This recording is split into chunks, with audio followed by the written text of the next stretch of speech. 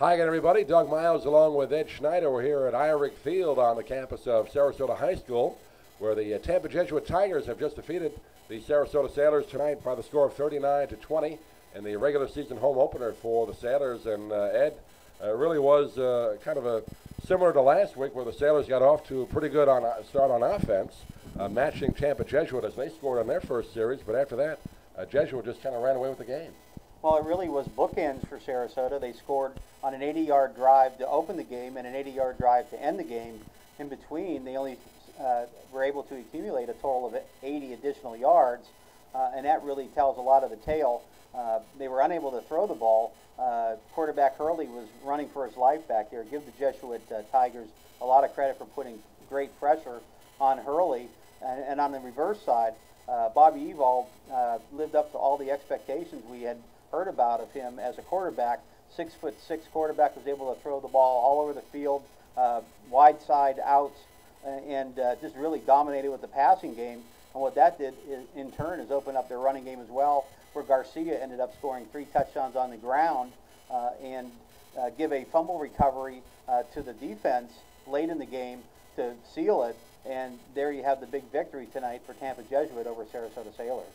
Yeah, Tampa came right down on their opening kickoff, first series of the game, a 65-yard drive capped off by Garcia's first touchdown of the game, a 4-yard touchdown run.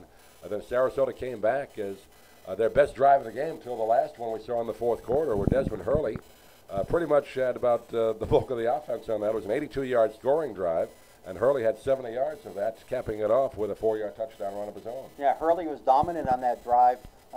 Every play but one, which was a 12-yard pass reception for a first down, was Hurley on the ground. He was able to run outside and inside and showed what Sarasota missed last week against Booker, and he was able to take it into pay dirt for the initial score of the game for Sarasota. Some bright spots for the Sailors tonight.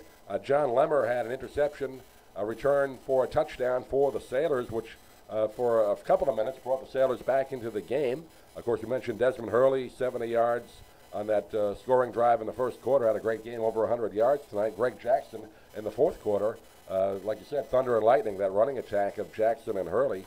If they can ever get the defense short up a little bit and keep themselves close in the game in the fourth quarter, that's going to be a tough offense to stop. Well, there was definitely some improvement in this week. The special teams performed well, had some great kickoff and punt coverage, several times pinned Tampa Jesuit at their 20-yard line on exchanges.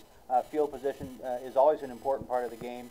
Sarasota did make some improvements in that area, but they have some more distance to go as they get ready for next week's opponent, Braden River, who's down at Venice tonight. And hopefully that'll take a little bit out of Braden River and give Sarasota a chance to pick up their first victory of the regular season next week. Second game here at home in the regular season, right here at Irick Field against Braden River, and then the district schedule starts the following week. So a tough part of the schedule coming up for the Sarasota Sailors. Another tough loss tonight. They drop a 39-20 decision to the Tampa Jesuit Tigers. Tampa Jesuit now 1 up and 1 down.